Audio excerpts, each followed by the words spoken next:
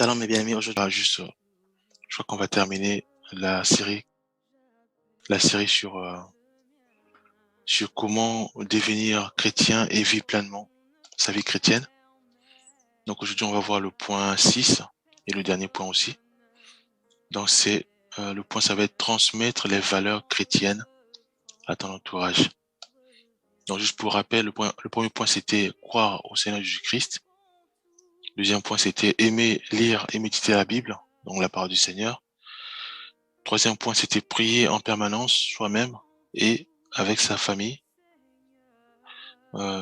charnelle ou la famille en Christ.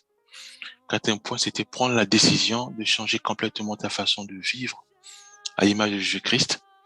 Cinquième point, c'était rechercher davantage à te rapprocher de Jésus-Christ à travers sa parole, la prière et une vie de sanctification.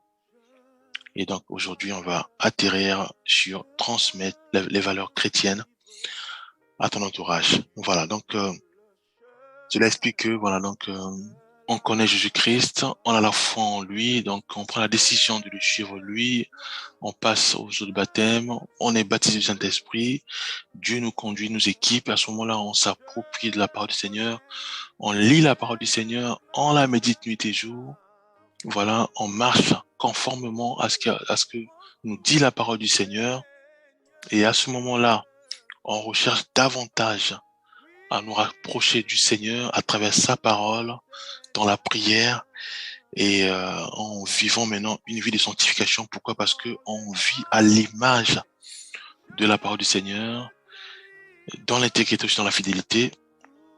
Et à ce moment-là, on est comblé, on est heureux puisque Dieu nous bénit, Dieu nous parle à travers sa parole. L'Esprit Saint de Dieu nous oriente puissamment et vraiment on est équipé puissamment par rapport à sa parole. Et à ce moment-là, Dieu nous dit maintenant, on est affermi. Comme dira Pierre, il dira, Pierre, quand tu seras affermi les autres. Donc Dieu nous a pris de loin. Donc on était dans la boue, dans le péché. Dieu, dans sa bonté, dans sa grâce, il était fidèle avec nous, malgré nos lacunes, malgré nos difficultés. Il était fidèle. Il écoutait nos prières. La prière où on demandait pardon parce que vraiment on veut abandonner nos péchés, on veut le suivre lui. La prière où on demandait au Seigneur, aide-nous à être baptisés de ton Esprit Saint. Je te connais pas encore, mais je veux croire en toi, en Jésus-Christ. Dieu, malgré ça, il voyait comment on tâtonnait, il voyait comment on était dans la boue. Malgré ça, Dieu était fidèle. Dieu était amour. Il était patient.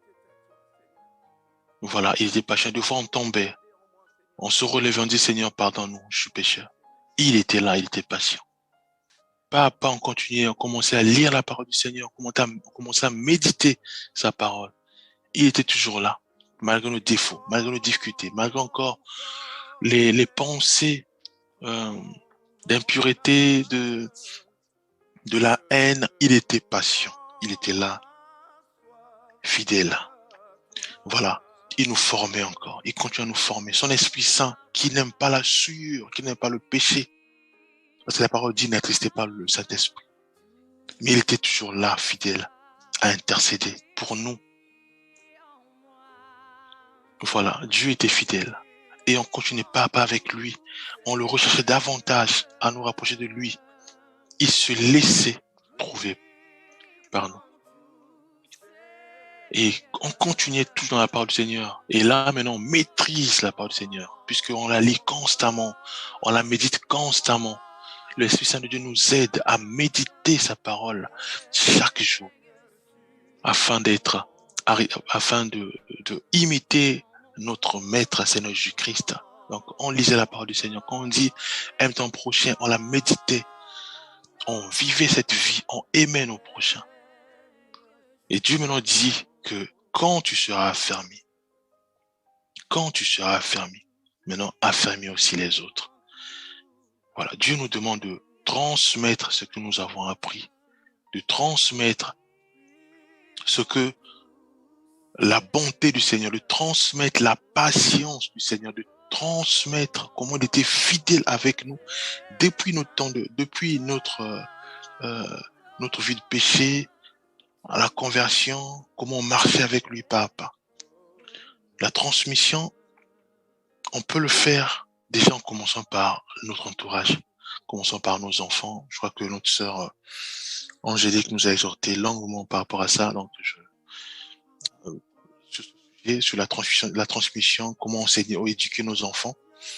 Voilà, donc vraiment, elle a pris tout son temps. Je crois qu'il y a eu 2 séries par rapport à ça. Voilà, donc là, je nous conseille tous d'écouter en fait ces enseignements, enfin ces exhortations, qui est vraiment c'est riche et c'est tellement puissante. Voilà, la transmission aussi peut être vis-à-vis aussi de nos amis, de nos parents. Voilà, nous devons aussi prier, dire au Seigneur maintenant, je te bénis, je te rends grâce parce que tu m'as tellement enseigné. Tu m'as tellement enseigné à travers mes petits frères, à travers les membres de mon église, à travers les frères et sœurs dans le groupe, différents groupes pérangulaires, à travers tes serviteurs. Tu m'as tellement enseigné. Je vois ton amour. Maintenant, aide-moi maintenant à transmettre cet enseignement que tu m'as tellement façonné à mon entourage, afin que aussi mon entourage puisse arriver à la même compréhension de la foi, à la même compréhension de la parole que moi. C'est ça, bien aimé. Nous devons prier, Seigneur, parle-moi, oriente-moi. Qui je dois commencer? Je dois parler à qui? Parler à mon petit frère? Parler à ma petite sœur? Parler à mon grand frère? Parler à ma grande sœur? Parler à mes enfants? Oriente-moi. Quel mot employer? Quel mot utiliser? Mes bien-aimés. Parce que Dieu souhaite et son désir est que nous puissions retransmettre ce que nous avons appris. Nous puissions aussi parler de lui à notre entourage, parler de lui à nos copines, parler de lui à nos belles-filles, à nos beaux-fils, à nos belles-mères, à nos euh, euh, voilà, à nos frères, à nos sœurs, à nos voisins, voilà, selon sa volonté. C'est pour cela, mes bien-aimés, la première des choses à faire, c'est nous devons d'abord prier, demander la volonté du Seigneur, que Dieu nous oriente. Parce qu'une fois on a sa volonté, on a son goût, à ce moment-là, nous devons nous prier pour qu'il puisse nous équiper, qu'il puisse nous donner les mots qu'il faut, mes bien-aimés, afin que nous puissions parler de lui à la personne que Dieu nous a donné, nous a légué. Nous devons parler de lui à cette personne avec amour. Voilà, c'est vrai que il y aura des moments où on va lui parler, il y aura des blocages, il y aura des questions qui vont commencer à nous poser des questions où on va parfois s'enflammer de la colère, sachant que la colère ne vient pas du Seigneur. Pourquoi? Tellement qu'on est mature, on a pris la parole du Seigneur, on maîtrise. C'est vrai, la chair va commencer à nous pousser à la colère. Pourquoi? Parce qu'on va dire, mais pourquoi tu me poses ces questions?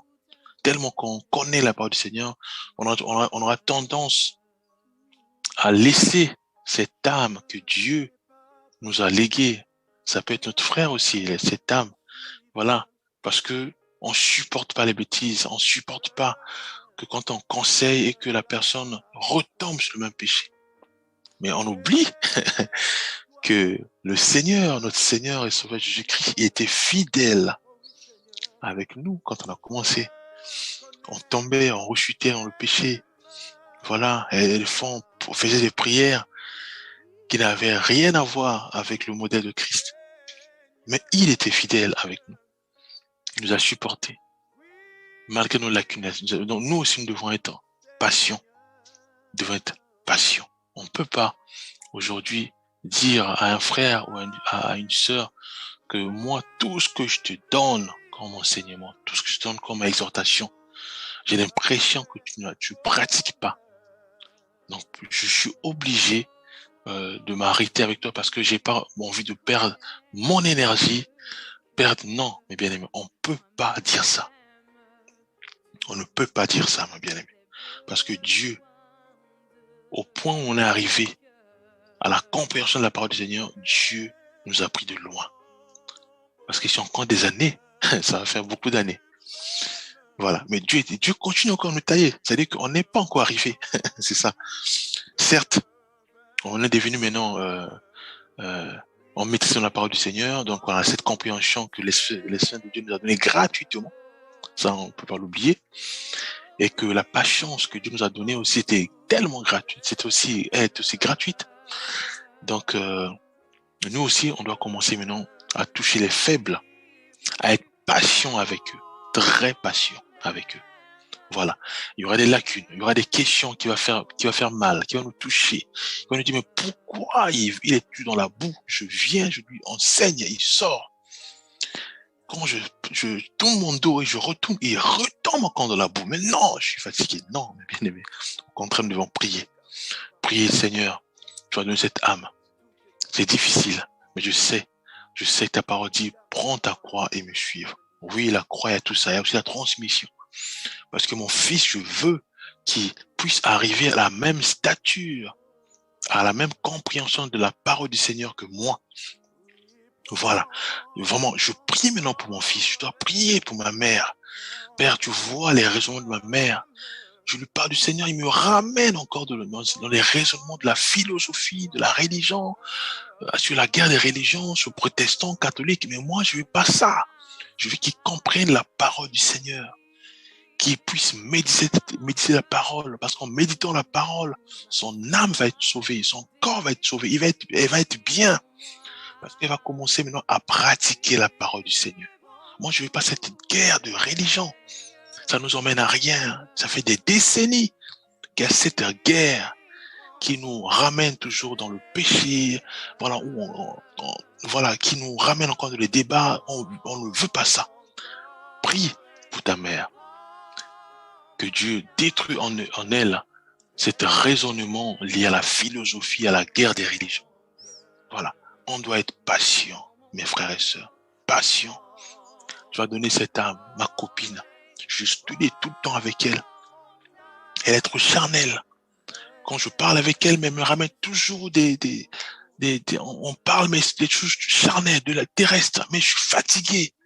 Quand je lui ramène les choses de Dieu, il y a des fois, on parle après, elle me ramène encore des trucs, des choses de ce monde. Je suis fatigué. Non, ma sœur, on peut pas dire qu'on est fatigué, non. Nous devons être patients, mes bien-aimés. Nous devons être patients. Dans la prière, nous devons être intègres. Le but est que nous puissions arriver à témoigner, dire que Seigneur, je te rends grâce parce que tu t'es patient avec moi jusqu'à ce que je sois arrivé à cet niveau de la compassion de la foi. Aujourd'hui, avec patience, tu m'as aidé pendant plusieurs années à ramener ma petite sœur, à ramener mon petit frère, à ramener mon père, ma mère à la même compréhension de la foi. Waouh! Mais bien, si on arrive à ça, ça veut dire que Dieu va être très content de nous. On a appris doublement.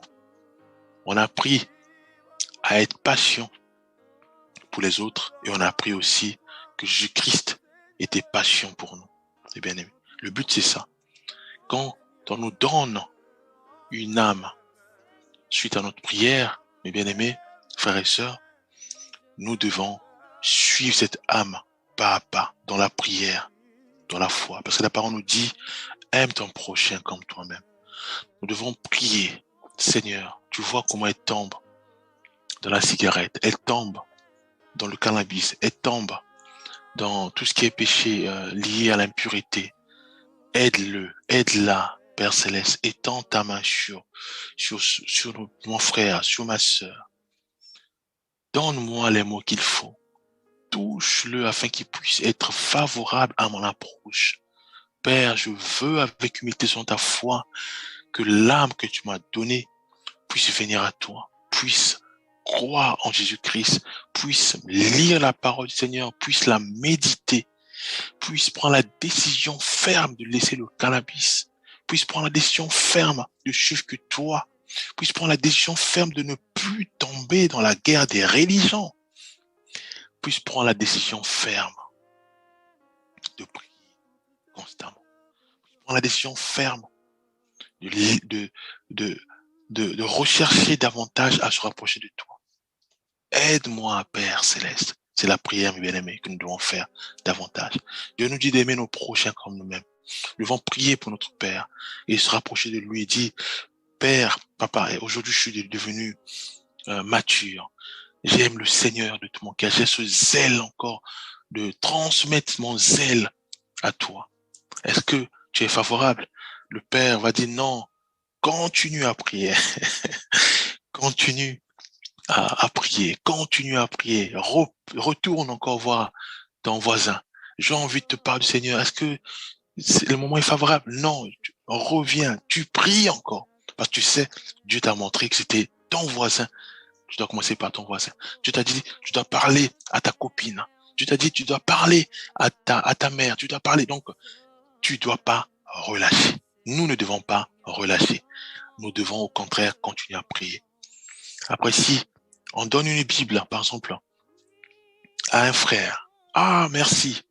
Après, tu reviens, le frère dit, non, non, non, j'ai laissé ta Bible dans les tiroirs. Prie maintenant, Dieu touche son cœur, avec qu'il puisse lire ta parole, ta Bible, qu'il puisse lire ta parole. Tu retournes. Est-ce que tu as lu?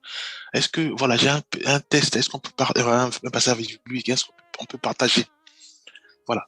Nous devons être persévérants dans le Seigneur. Nous-mêmes, déjà, on doit veiller, puisque la Bible dit que ceux qui croient être debout prennent garde de tomber. Donc, nous devons nous-mêmes aussi être constamment dans la prière pour qu'on soit toujours affermis. Ah oui. Et aussi prier pour l'âme que Dieu nous a confiée afin que constamment on arrive déjà à échanger avec lui la parole du Seigneur et nous devons continuer pour être persévérants car Christ était persévérant avec nous, être intègre jusqu'à ce que le frère ou la sœur arrive à la même stature que, à la même niveau de foi que nous. Et à ce moment-là, on a gagné notre âme et voilà le âme que Dieu nous a donné. C'est ça, mes bien-aimés. Transmettre les valeurs chrétiennes à son entourage. Alors, aujourd'hui encore, on va lire maintenant un passage, un verset biblique. Voilà, pour essayer d'être encore boosté. Nous allons lire Luc 22, verset 32. Voilà, Luc 22, verset 32, que Jésus-Christ sanctifie sa parole. Il est dit, bon, ce que j'ai dit tout à l'heure, hein, donc on dit, mais j'ai prié pour vous en particulier, afin que votre foi ne défaille point. Lors donc que vous serez convertis, ayez soin d'affermir vos frères. Donc là, ça c'est quand Jésus qui disait à Pierre que non, le diable t'a réclamé pour te cribler comme de froment. Et après Jésus qui dira que j'ai prié pour toi. Voilà.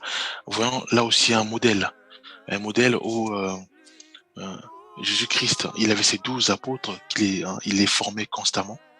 Et on voit bien que il est formé dans la prière, il est formé, et des fois, il leur disait, voilà, nourrissez vous-même ce peuple. Voilà, donc c'est toute la formation. Hein. Il est formé constamment, même au niveau de la délivrance, de la prière.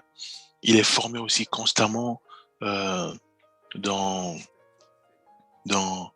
quand il les envoyait 2 à 2 pour aller parler du Seigneur. Voilà, et là, on voit aussi que il continue à former, et là, il dit à Pierre que j'ai prié pour toi. Donc, on voit bien le modèle qui est notre Christ, où il a des âmes. Il veille sur ses âmes. Donc, il les forme dans la parole de l'enseignement. Il les forme aussi dans la prière. Il dit à Pierre que j'ai prié pour toi. J'ai prié pour toi. Voilà. Et il va lui dire maintenant que quand tu seras, il dit j'ai prié pour toi en particulier. Donc, il dit, mais j'ai prié pour vous en particulier. bien-aimés, afin que votre foi ne défaille point. Mais lors donc que vous serez convertis, donc affermis dans la parole du Seigneur, ayez soin. Donc il dit, ayez soin d'affermir vos frères. Mes bien-aimés, c'est puissant. Donc Dieu, en fait, il tient à ce que une fois que nous sommes arrivés à la mature, à la stature, à la compréhension de la parole du Seigneur, il nous demande maintenant d'être intègre en affermissant les autres, mais il nous demande d'ayez soin. Donc on doit être intègre, on doit veiller, on doit être patient. Le but, c'est d'arriver à témoigner, à glorifier le Seigneur, parce que oui, mon père maintenant lit constamment la Bible, recherche la foi du Seigneur, et maintenant mon père est affermi aussi. C'est ça le but, mes bien-aimés.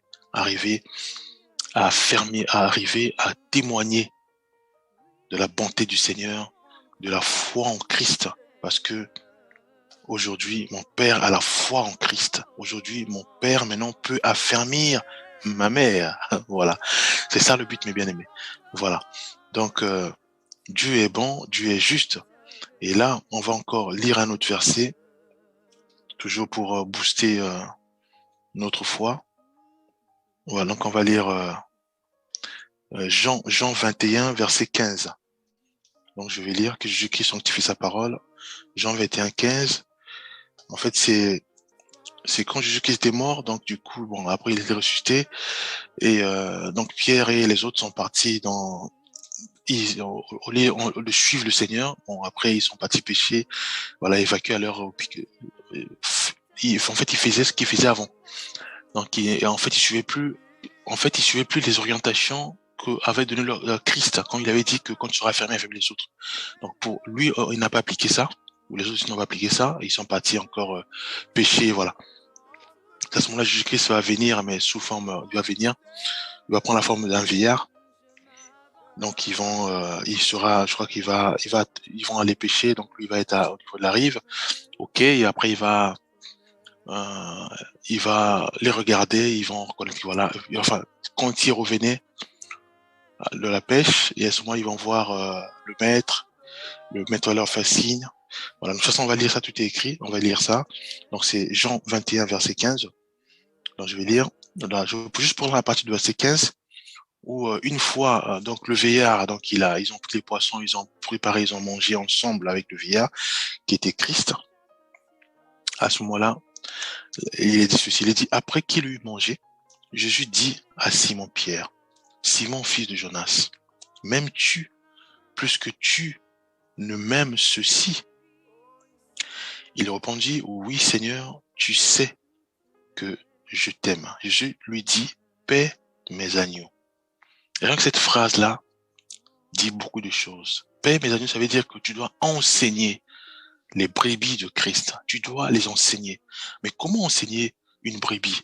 Mais pour enseigner une brebis, tu dois prendre la brebis dans son milieu naturel. Donc ça veut dire que la brebis ne connaît pas le Seigneur. La brebis vit encore dans le péché. Et à quel moment tu la prends, cette brebis? C'est en priant le Seigneur de t'orienter. Une fois le Seigneur t'oriente, à ce moment-là, tu sais que c'est cette brebis-là. Tu la prends dans son milieu naturel pour la ramener à connaître Christ. Paix, c'est ça. Donc, de jour au jour, tu l'enseignes. De jour au jour, tu l'enseignes. Tu le vois, tu la vois. Tu vois si elle est devenue mature. Voilà. C'est ça, brebis. C'est pour ça qu'il y a des fois, Jésus-Christ envoyait des missions pour les tester, pour voir est-ce que les brebis sont devenues matures. Est-ce que maintenant ils peuvent maintenant chasser les démons? Voilà. Les tester, les tester, les tester. Parce que les brebis maintenant, avant, ils n'arrivaient pas à chasser les démons.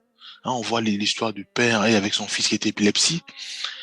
Voilà, où après il va dire, voilà, les genres de démons sortent dans les jeûnes des prières, et jusqu'à voir que les brebis sont devenus matures, c'est quand ils les ont envoyés deux à deux, où ils sont revenus dans la joie en disant que voilà, même les démons ont soumis. Voilà, c'est ça. Voilà, il dit, paix mes agneaux. Jésus-Christ va répéter ça 3 fois. Donc le mot la phrase qui est puissante, c'est quand Jésus-Christ dit, paix mes agneaux. Mes bien-aimés. Voilà, pour atterrir, voilà, donc Dieu nous demande simplement ceci. Ça rejoint vers le Luc 22, 32, où il dit, quand tu seras affermi, Dieu parle à son église, quand tu seras affermi, aie soin d'affermir les autres. Et Dieu va rappeler à Pierre, Dieu va encore nous rappeler, nous, l'église, sur l'enseignement de Pierre, où là, maintenant, il va plus dire que quand tu seras fermé là, il va nous dire, est-ce que tu m'aimes réellement? Parce que Dieu voit que nous maîtrisons la parole du Seigneur, nous connaissons sa parole. Mais on fait pas, on n'affermit pas les autres, on les enseigne pas. Mais Dieu maintenant nous dit, est-ce que maintenant, nous, on l'aime? Est-ce que réellement nous l'aimons? Pierre va lui dire oui, mais Dieu, il va répéter 3 fois. Juste pour montrer l'importance, pour dire qu'apparemment, lui était fidèle avec nous. Il était fidèle avec Pierre. Il l'a formé. Il était patient. Il montrait son amour. Mais il voit en retour, Pierre l'aime pas. Il dit, Pierre, est-ce que tu m'aimes? Oui, je t'aime. Il dit, paie mes agneaux. Pierre, est-ce que tu m'aimes? Oui, tu sais que je t'aime. Paie mes agneaux.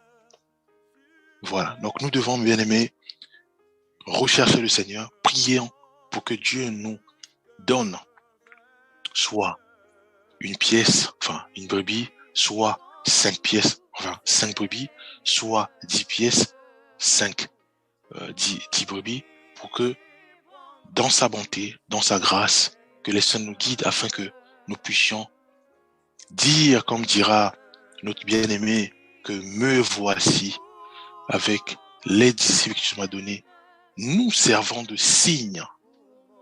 Ça dit beaucoup. Nous servons nos signes. Vous voyez, on est bien affermis et les autres nous voient. Et quand ils nous voient, ils voient Christ. Nous servons de signes et de présages au peuple. Je vais prier. Père Céleste, nous croyons que tu es bon et juste. Toi qui veux nuit et jour, que nous puissions nous ressembler à notre Maître Christ, qui est Jésus-Christ.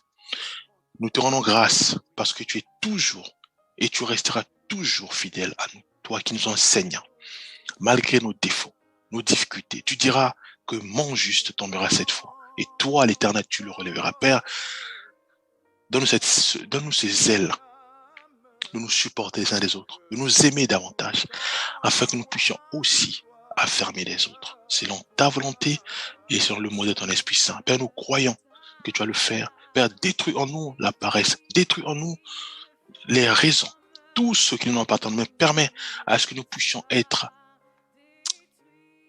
tes enfants. Nous puissions t'aimer toi, montrer notre amour en servant les autres, en les enseignant ta parole. Au nom de Jésus-Christ, nous avons ainsi prié. Amen.